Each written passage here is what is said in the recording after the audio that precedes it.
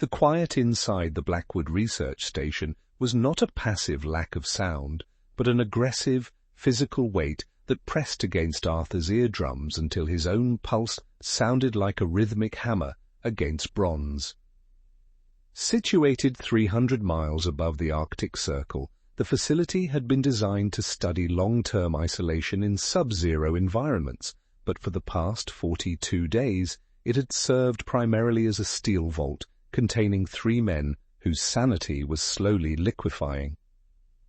Arthur adjusted his spectacles, the metal frames freezing where they met the bridge of his nose, and stared at the monitoring console. The screens displayed steady streams of emerald telemetry, core temperature, atmospheric pressure, structural integrity, yet none of these metrics captured the subtle, rotting shift in the team's collective psyche. Outside, the polar night was total, a sunless void that erased the horizon and turned the reinforced observation windows into dark mirrors reflecting only their own hollow, sunken eyes. It began with the auditory misattractions, small discrepancies between what the physical environment produced and what the brain processed. Julian, the expedition's chief geologist, was the first to report the phenomenon, though he did so under the guise of an equipment malfunction. He insisted that the pneumatic pumps in Sector B were humming in a minor key, specifically a repeating 3-note motif that matched the lullaby his mother had sung to him in his childhood home in Yorkshire. Arthur had run full diagnostics on the pumps, finding only the standard 60 Hz hum of industrial electric motors, yet Julian spent hours pressed against the freezing bulkheads, his ear flush against the bare steel, nodding in sync with a melody that existed nowhere in the physical world. By the second week, Julian stopped washing, his clothes stiffening with sweat and grease, his speech dissolving into a rapid, hushed monologue directed entirely at the rivets holding the walls together. David, the youngest of the trio and the station's systems engineer, responded to the isolation not through obsession, but through a terrifying systematic regression of personality.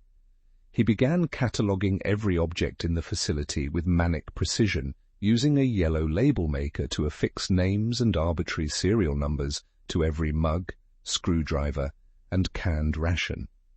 When asked why he was labeling the cutlery, David looked through Arthur with wide, unblinking eyes that seemed entirely devoid of light, explaining that if an object lost its name, the cold outside would drink its shape and leave behind an empty skin.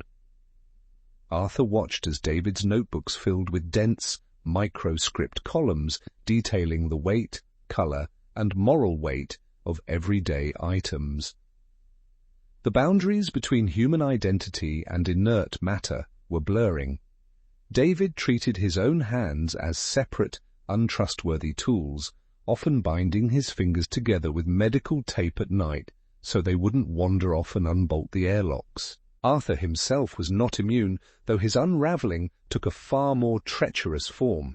He believed he was the only sane man left, a conviction that fueled a profound, cold paranoia. As the team's physician and acting administrator, he held the keys to the pharmacy and the emergency distress beacon, making him the absolute authority within their tiny aluminum universe. But authority without an audience is merely a delusion, and Arthur spent his waking hours observing Julian and David through the closed-circuit security cameras, convinced they were conspiring to steal his logbooks. Every whisper exchanged over a tin of cold soup, every shared glance in the narrow corridors, felt like a coordinated strike against his command.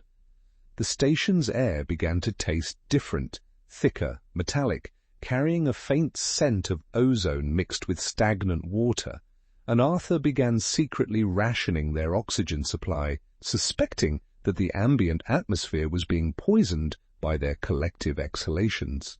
The physical structure of the facility seemed to respond to their mental decay, bending and groaning under the immense weight of the ice pack in ways that contradicted its engineering blueprints.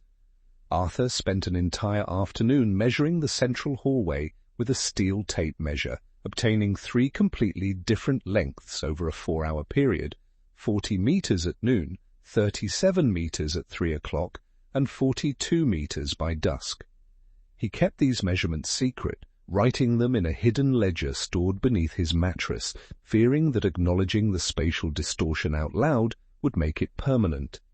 The doors no longer lined up correctly with their frames. Opening a storage locker required a violent wrench of the shoulder, as if the cold outside were slowly squeezing the station like an accordion, compressing their living space millimeter by millimeter until the walls would eventually meet in the middle. On the 35th day, the external radio array went silent, not with a sudden pop or dramatic burst of static, but with a slow, agonizing fade that sounded like a voice drowning in deep water. David stood before the console, his hand hovering over the dials, refusing to adjust the frequency because he claimed the silence was sending him a message in binary code through the flickering of the signal strength light. Without contact with the southern hemisphere, the world outside Blackwood ceased to exist as a concrete reality. It became a theoretical construct, an old myth told by men who lived in places where the sun still rose. The 3 men inhabited an absolute present, a continuous, seamless nightmare where time was measured only by the ticking of the internal clock on the bulkhead, which Arthur suspected had begun running backward during their sleep cycles. The psychological tension shattered into physical horror when Julian attempted his first calibration. Arthur awoke to the sound of wet, tearing metal coming from the biology lab, accompanied by a wet, rhythmic slapping noise that sounded like raw meat being dropped onto concrete. Entering the room with a heavy wrench raised above his head, Arthur found Julian standing naked from the waist up in front of a stainless steel counter, using a pair of dissection forceps to carefully peel back the skin around his own fingernails. Julian did not scream. His face was a mask of serene, scholarly concentration. He explained to Arthur that his epidermis was acting as an acoustic insulator, preventing him from hearing the ice properly, and that by removing the outer layer of tissue, he could tune his nervous system directly into the bedrock below the station. Instead of restraining Julian, Arthur found himself fascinated by the logic of the act, standing immobilized in the doorway as he watched the dark, crimson beads pool on the metal table. The blood looked unnaturally bright against the sterile white of the lab, almost luminous, as if it possessed a higher voltage than the dying batteries powering the station's lights. David joined them moments later, holding his yellow label maker, and silently affixed a printed sticker to Julian's chest that read, "Subject 03, unwrapped." No one spoke of the incident afterward. Julian bandaged his hands in filthy gauze, and the 3 men sat down to their evening meal of freeze-dried rations as though nothing had occurred, their chewing synchronized with the frantic, wet clicking of Julian's exposed nerve endings against his plastic fork. The boundaries of reality dissolved completely during the great blizzard of the 3rd week, when the wind reached speeds capable of stripping the paint from the station's exterior hull. The noise was no longer meteorological, it was vocal, a choir of screaming women and crying infants that seemed to originate not from the storm outside, but from inside the ventilation shafts. David spent 36 hours lying prone on the floor of the common room, his mouth pressed against the air intake grill, whispering secrets into the ductwork. He insisted that the station was breathing him in, swallowing his breath and spitting it back out as cold frost that coated the ceiling tiles. Arthur made no effort to correct him, for he too could see the white, feathery crystals forming in patterns that spelled out his own name across the aluminum walls. Paranoia reached its zenith when Arthur discovered that the medicine cabinet had been breached, not by force, but through a meticulous, surgical removal of the hinges. The strong antipsychotics and sedatives were untouched. Instead, the intruder had stolen only the saline solutions and the surgical scalpels.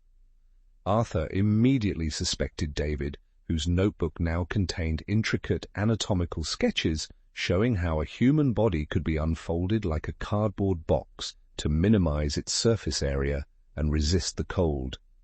When Arthur confronted him in the mess hall, David merely smiled, a terrifying dry stretching of chapped lips that revealed gums blackened by incipient scurvy, and pointed toward the observation deck, where Julian was standing in the unheated airlock, completely still, staring out into the roaring white vortex. The airlock cycle hummed into life before Arthur could intervene, its heavy steel teeth disengaging with a pneumatic hiss that sounded like a dying sigh.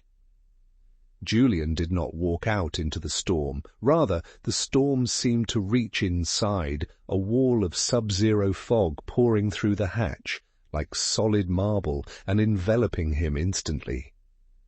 When the airlock was cleared 40 minutes later, Julian was still there, frozen solid in a posture of reverence, his arms outstretched toward the absolute dark. His eyes were open, covered by thick lenses of clear ice, and his skin had turned a deep, translucent indigo. He was no longer a man. He was an architectural element of the station, a monument to the frost that David promptly labeled Station-Fitting Julian. With Julian reduced to a frozen statue in the airlock, the space between Arthur and David contracted into a localized, electrostatic tension that made every breath feel like inhaling ground glass. They spoke only in monosyllables, moving through the narrow corridors like two predators trapped in a wooden crate, each waiting for the other to show the first sign of physical collapse. Arthur stopped sleeping altogether, convinced that if he closed his eyes, David would use the stolen scalpels to label his internal organs. He spent his nights sitting upright in his bunk, a heavy iron crowbar resting across his knees, listening to the ice sheet grinding against the station's foundation with a sound like teeth chewing through bone. The spatial distortions reached a critical point on the 49th day when Arthur attempted to reach the generator room and found himself walking down a hallway that seemed to extend into infinity. Every door he passed opened into the same small, square storage locker he had left 5 minutes prior, creating an inescapable loop of steel shelves, rusting tin cans, and flickering fluorescent tubes. Panic set in, a visceral, choking terror that made his chest heave as he broke into a full sprint, his boots slamming against the steel deck plating. No matter how fast he ran, the corridor stretched out before him, identical and endless, while behind him the sound of David's rhythmic, taped-together footsteps echoed closer and closer, coming from everywhere and nowhere at once. When Arthur finally collapsed onto the deck, panting and covered in cold sweat, David was sitting cross-legged on the ceiling above him, or perhaps Arthur was the one upside down, as the concept of gravity had lost its anchor. David was holding one of the stolen scalpels, carefully making long, vertical incisions down the fabric of his parkas, peeling the insulation away like corn husks. "We're too thick, Arthur," David whispered, his voice echoing with a strange, double-tracked delay, as if two people were speaking through his throat simultaneously. "The cold can't get in because we have too many layers. We have to open the valves. We have to let the pressure equalize." Arthur raised the crowbar and struck out, not out of malice, but out of a desperate animal need to stop the sound of David's voice. The iron bar connected with a sickening hollow thud against David's shoulder, but there was no blood, no cry of pain. Instead, David's coat tore open further, revealing a cavity filled not with red muscle and bone, but with dense, blue river ice that cracked and hummed like a frozen lake under stress. David smiled down at him, or up at him, his eyes entirely white now, frozen solid by the ambient air that was rapidly dropping to match the temperature outside.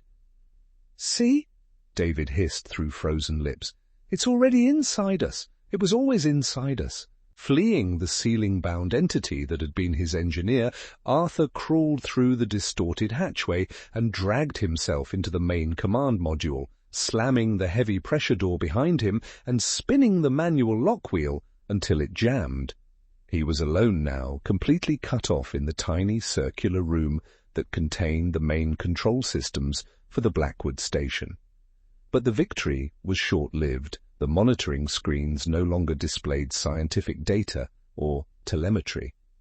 Every monitor, from the environmental controls to the sonar displays, showed the same image. A live feed of Arthur sitting at the console, viewed from behind, his back hunched, his hands trembling on the controls. He turned slowly, looking toward the dark glass of the main observation window that overlooked the Arctic waste, but there was no wilderness outside.